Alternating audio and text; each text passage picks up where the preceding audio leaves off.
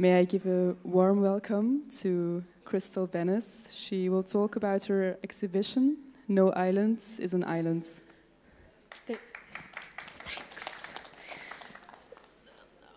Thank you so much. Yes, it's the installation that's here. It's just in the back as part of the spreads. Wonderfully curated, as everyone who's come on this stage already has said, by Jenny Lind, to whom I would like to extend my thanks. I don't see her, but she's been absolutely amazing to work with. And also, I just have to extend my thanks to the technicians and the framers and the printers who helped install the exhibition, because they did an absolutely beautiful job, and I'm so grateful for their hard work. So I will talk, this is just going to play on a loop. It's mostly images from the installation, and then at the end there are a few little cheeky sort of documentation process images, and then it should carry on looping. But the project is called No Island is an Island, and the island that it's referring to is Gypsum Island, which is just off the coast of Landskrona. In fact, if you walk out this door and just carry on straight ahead, in about 5 minutes, you will be able to see it with the wind turbines on it. And I worked on this project last year. I came here as a resident artist, and this was the project that I proposed to work on. And so a couple of people have asked me, like, how did you hear about this? Like, how did you get interested in it? And I knew of the residency, and I originally was thinking of doing something around the history of shipping or like marine traffic, and I was looking into that a little bit. Every time I looked at a satellite map of this area, I kept, like, my eyes kept going to this island off the coast, because it's very clear when you look at it that particularly the north part of the island, it's not natural. It's definitely human-made. I'm supposed to say human-made. You can tell that it's been made by people. This isn't a natural formation. And I thought, like, what the hell is this strange island doing here? And when I looked up the history of this place and found out what it was all about, I was like, yeah, that's the site for me. This is the project for me. So I came here last July and August, still kind of in the middle of weird pandemic times, to research and work on the project. So I'm going to spend quite a bit of time talking about the history of this island and its connections to the artificial fertilizer industry, synthetic fertilizer industry, then a little bit about the status of the island today, and then I'll talk about the work that I've made, which is what you can see there. So it's quite a bit of, like, history and facts and stuff, and then get on to the image making closer to the end. But it's completely fascinating, the history of well, I find it completely fascinating, but you can decide whether you find it fascinating. So it's actually, it's two separate islands, but they've been linked together with, like, a little causeway. Both of them, as I said, are completely artificial. The one in the north is Gron, which is, if you look at old maps, like maps from the 17th century of this area, you can see that those islands aren't there. So Gron was, forgive my pronunciation, was constructed in the 18th century as part of the kind of broader defensive strategy connected to the citadel. And then gypsum was added later in the 70s, which I'll talk about. But so Gypsum Island, it's 43 hectares, all human-made, and what it's made of is something called phosphogypsum. And that material is the radioactive, heavy metal, toxic cadmium, mercury, super acidic byproduct of the artificial fertilizer industry, specifically phosphoric acid-based fertilizer, which you can see why I got really interested in it. I was like, what? So this entire island is just made from that material. And the history of how it got there is quite complex and also very interesting, and it dates back to the 1880s. So the original fertilizer factory was on the island of Gron, and it was put there in the 1880s. And it was a group of Danish and Swedish enterprising capitalists who smelt the money in the air to be had by making fertilizer. So they set up their factory there. It's also, was a very important area. The geography of the area is super interesting because you have this very naturally deep channel which comes really close to the land, so big ships can get in here. But then everywhere else is super, super shallow, which is quite weird, but very useful for building things like artificial defensive islands. So the factory that was built there in the 1880s, it was moved to the mainland in the industrial area, which is still around like where the shipbuilding yard is. And it was moved there in 1907. And the thing that's completely maddening to me is that, so between 1880 and 1968, I have no idea what they did with the waste, with this toxic byproduct. I only really know what started happening to this material in 1968. But presumably, they, I don't know, dumped it in the sea, they put it in trucks and carried it somewhere else and dumped it somewhere else in Sweden. But what happened in 1968 is that the company called Supra, who had the factory, they received an environmental permit from the government to dump the phosphogypsum directly into the sea. So they dissolve it in water, and then they laid pipes from the mainland 4 kilometers out into the Sound, and they just pumped the water out. It was like 1.5 million tons of phosphogypsum between 1968 and 1978, which is like an incredible amount. And they expected it, I think, to just sort of vanish into the sea, you know? And it did do that, but also it has these particulate matters, like sand particles and things. And so where the output pipe was, a lot of this material just sank to the bottom of the seafloor. So today, out in the sea, 4 kilometers out, there are these 2 like cigar-shaped mounds, the largest of which is 400 meters long, 150 meters wide, and it's 8 meters high, and it's just a complete marine dead zone. So nothing grows there. You know, it's cadmium, it's mercury, very acidic pH, radioactive, moderately radioactive, but it's this complete dead zone, and I'll come back to that because I find it quite interesting as well. And so what's also interesting is that the environmental laws changed in 1969. So the year after Supra had the permit to dump it in the sea, the law changed, and they were no longer really permitted to do this. But all of the machinations and legal wrangling, it took another 9 years. So they didn't actually have to stop dumping into the sea until 1978. But the factory on the mainland, it didn't close until the early 90s, 92. So you have this period from 1978 to 1992 where they're still producing all of this stuff, but they're not allowed to dump it in the sea. So they're like, okay, well, what do we do with it? And the kind of brilliant idea that they came up with, which is also like, what kind of mind comes up with this idea? The solution that they had was the island, Gypsum Island. They thought, we will just take this all and we will pile it up and we will make an island and it will be brilliant. So construction of the island begins in 1978. Similar to Gron, they make a series of boundary walls with like big boulders. They make 2 dikes on either end of the island to catch the runoff water. There's a huge water containment pond in the middle of the island. And then once they've got the sort of foundations constructed between 1980 and 1990, they just start filling it up. They just start filling it up with the phosphogypsum. And as far as I understand, it's a bit like making like a watercolor painting. So again, it's dissolved in water. So you lay out a big layer and then it dries, and then you can keep kind of piling up the layers. And they piled up 4.5 million cubic tons of the stuff.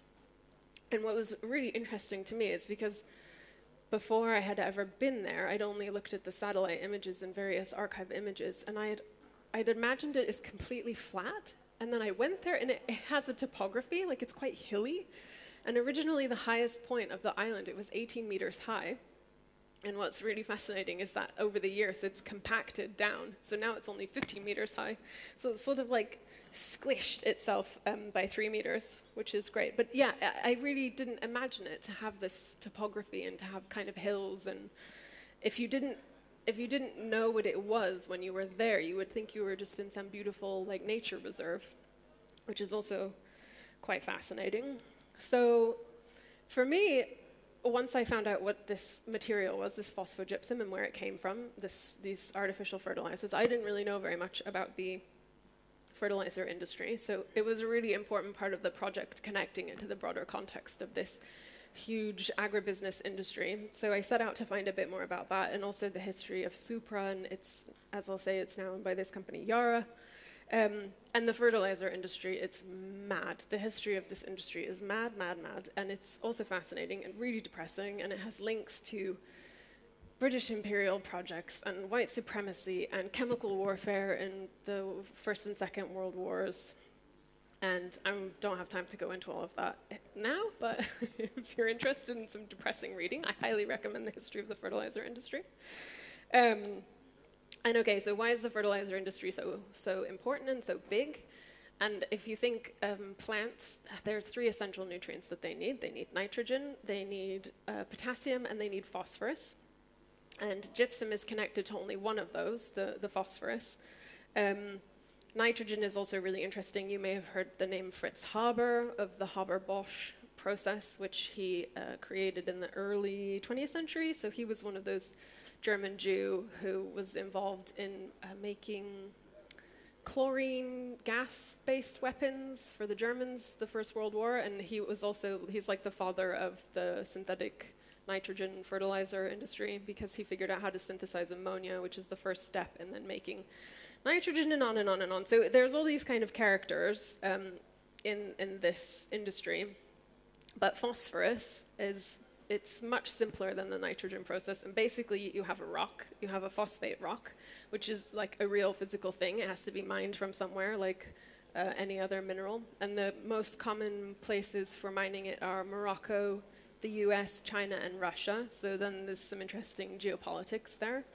And that rock is mixed with an acid, and it produces phosphoric acid, which is the substrate for the fertilizer. I actually have a little bit, people are like, what is that? There's a box frame on one of my walls, and it's filled with these like little white pellets, and that's actually the form that the fertilizer as a final product takes. And then, as I said, the byproduct of that is this really toxic, horrible phosphogypsum.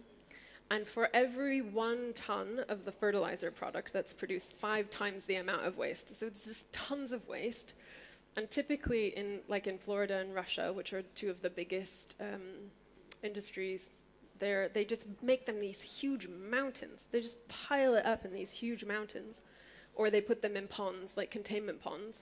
And this is the only island I've ever, it's the only time I've ever seen an island as the, I don't know what's going on. Oh yeah, okay, so these are some of the more like documentary things. There's just a couple of these. I don't know why it took so long to get to them. And then it will loop around again. But yeah, so this is the only place I've ever seen which is an island. But this is also the only place I've ever seen where it's not that like bright, pure white. And it's a problem, like as I'll sort of say again at the end, it's a problem that we really haven't got a solution for. Yeah, this is one of the few places where you can actually really see that it's like really white. It's a crack. It's 5 meters deep, and that was the one place I wasn't allowed to go on my own in case I fell in and pickled myself. So the island today, hello.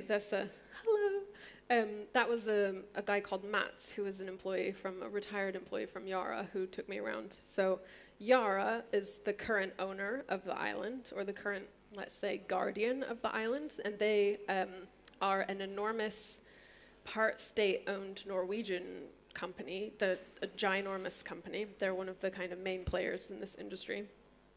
It's not allowed to go to the island. There's no public access allowed, with the exception of usually like 2 tours, guided tours that the city organizes every year, and they have to be accompanied by a Yara employee at all times. And how it kind of transferred from Supra to Yara is a little bit complicated, but a kind of previous iteration of Yara purchased the company, purchased Supra in 1981. That's also really interesting, but I won't go into that too much. But something that I think I probably didn't appreciate that much until I started working on this project was, and other people have talked about this, but this kind of green image that a lot of the Nordic countries have been very good at marketing themselves as. It's this kind of histories of company like Yara, but also loads of mining companies and other huge industrial companies. It sort of hides the fact of this like industrial reality that underpins a lot of the green marketing that the Nordic companies are so good at. And I think the fact that like I'd never heard the name Yara before, I've never heard of this company before, and Similarly, if you think of the attention that the fossil fuel companies like BP and Shell, everybody knows the name of these companies and everybody knows they're awful. But the environmental impact of a company like Yara is completely staggering. And just to take like ammonia production, which is part of the fertilizer industry, it accounts for 1 to 2% of all CO2 emissions globally. So again, it's like, why do we not know the names of these companies, and why are they so good at kind of like hiding under the radar of the friendly green environmental Nordic countries? And what was super interesting is before, during, and after I did the residency here, I constantly tried to get in contact to somebody at Yara. I stalked them. I'm not ashamed to admit it. And I could never get in contact with anyone. And I went to Malmö and I snuck into the like headquarters of their offices when I was really proud of myself for that. But unfortunately, it was just the tail end of the summer holidays, which I didn't realize. So no one was there, which was very aggravating to me. But I later found out from a marine activist who I was working with that from Yara's point of view, like the island is not their problem. They didn't create that. They just inherited it, and it's not their fault. And you know, they don't want to talk about it, and they don't want anybody talking about it. And I thought, okay. So the more I looked into the company, the more I was like, I'm not so sure that's true. Because, for example, like the thing I mentioned about climate emissions, and Yara is often accused of misrepresenting its own climate emissions in its reports. It was also involved in a huge corruption and bribery scandal in 2015, in which 4 of its executives were sent to prison for trying to secure preferential contracts in various countries around the world. It's also one of the biggest industrial buyers of natural gas in the EU, and it's a huge lobbyist for fracking. So it's not some super like perfectly innocent company that just inherited this island problem, not of its own making. And back to gypsum, as I said, usually when you see these phosphogypsum stacks, they're bright white, and it's a bit like plaster, you know, like if you're going to make something with plaster of Paris, it has that kind of quality to it. And so in the late 90s, they had the bright idea that maybe this wasn't a very good aesthetic. So Yara partnered up with a sewage company, and they sent truckloads of sewage sludge. They took it by boat to the island, and then they covered the whole island in all of this sewage sludge, which is why it looks like this now. It has trees, it has flowers, because the ice freezes over in the winter, like animals can cross over, so there's hares, pheasants. I had been saying that they're deer. I don't think they're deer, but they're definitely like small creatures. There's some amazingly beautiful wildflowers, birch trees. And if you didn't know what you were standing on, you might think, or you didn't kind of come across one of the weird water containment ponds, you might think it was some kind of nature reserve or something. And also the wind turbines are one of the most like visibly, I suppose, iconic manifestations. But the wind turbines, there's 12 wind turbines. They were also added in the late 90s. And there's a water purification plant on the island too, because it's very acidic, the water, so they treat it with lime to try to raise the pH. And what I found out is that in the early 2000s, there was a kind of timeline for the decontamination. Yeah, so that's today. That's the main water catchment pond. That's what it looks like today. But the timeline was that it should be decontaminated by 2012, with the idea that it would then be returned to kind of city management and city ownership in 2020. That's all gone out the window. There's, as far as I know, there's no updated timeline for the decontamination process to be complete and for it to be returned. And the pH is relatively stable, but I came across a World Maritime University report from 2013, and they're still finding cadmium and mercury in samples of water around the island. And when they take blue mussels from near the island, they are also finding cadmium and mercury, like toxic heavy metals. So, you know, pollution's not always visible. Like, you stand on this place and you think, oh, it's so beautiful. Or you swim around it and you think, oh, it's fine. But, like, it's not necessarily fine.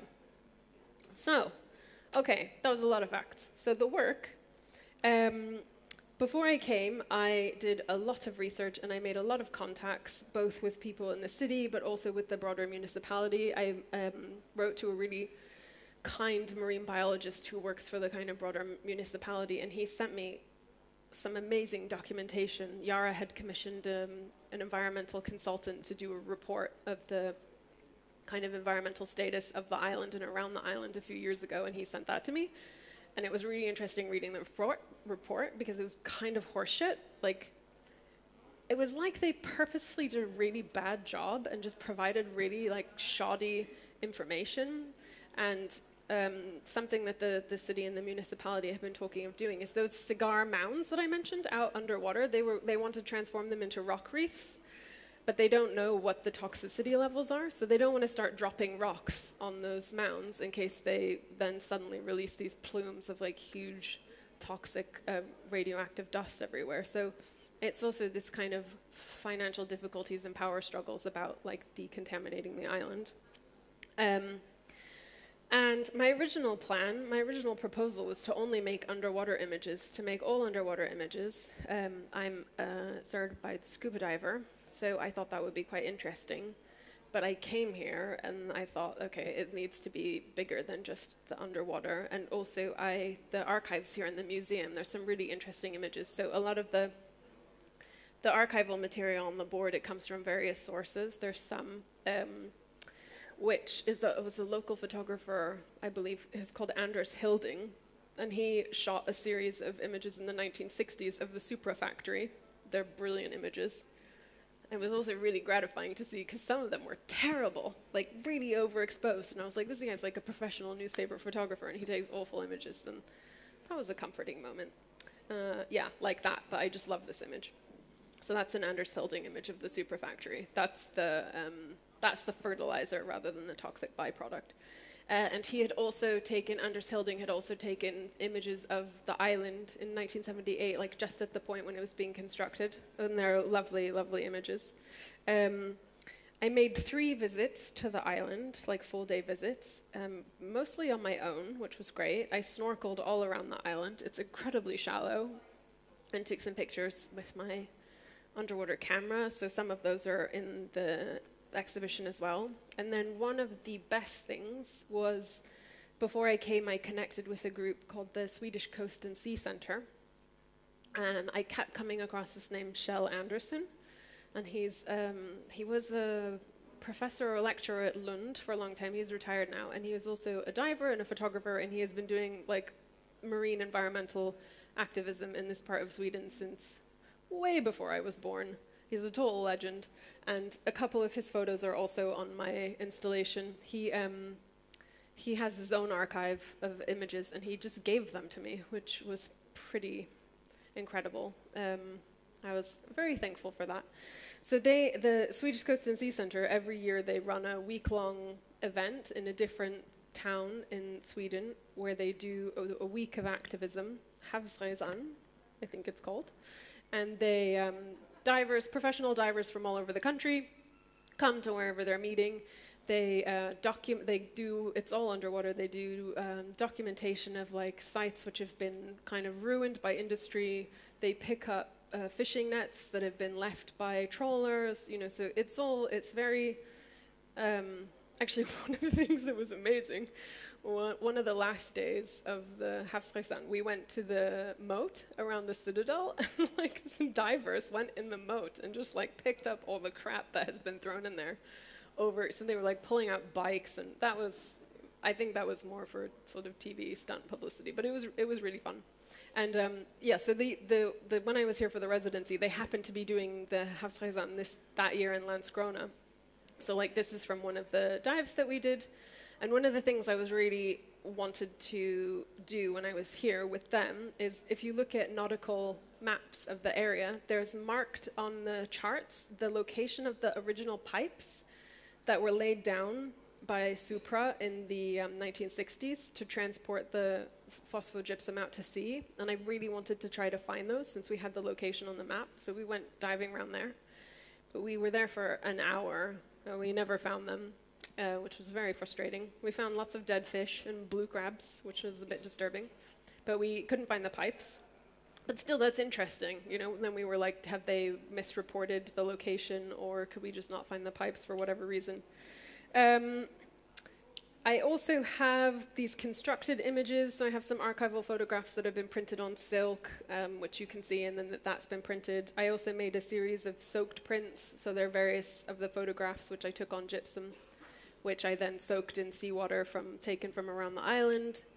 One of my favorite images is the triptych of the island, and I somehow managed to sweet talk my way into the shipbuilding yard and onto one of the top of the shipbuilding cranes, those big red orange cranes that you can see in the background. I went up to the very top of those, and I took the image of the island from there.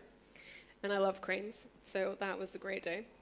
And as I said, then there's the box frame with the fertilizer. So there's lots of layers. It's underwater, above ground, the history, the laborers. This is the 1910s at the super factory. They had to provide their own clothing.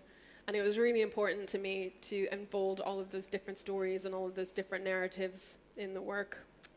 It's quite complex, but I think it's important to have all of those layers. And just to finish by saying that I think even though it is this place, it's very unique, it's very particular, and it's very weird, and this project is kind of I don't want to say celebration of that, because celebration is definitely the wrong word, but it's certainly like an exploration of that. But at the same time, it's really not unique. It's one in a huge global network. There are these kinds of places. They might not be islands, but they're mountains or these ponds, and they're everywhere, all over the world. And I think, just like nuclear waste, which I have done previous projects on, we don't really have, as humans, we are a waste producing species in many more ways than one, and we're very good at making waste, but we're really, really terrible at dealing with our waste. And I don't just mean finding solutions for it, but also just acknowledging it and kind of being responsible for that. And I think this island is a really good illustration of that fact, and is something that's really important. It has been very important for me to highlight with this project.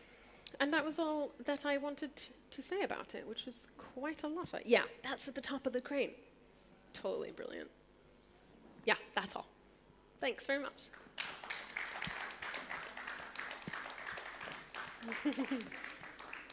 Thank you, Crystal, for your talk about your unique and very interesting topic, actually. Maybe the audience has some questions? No? Okay. Thank you very much. Thank you so much. Thank you.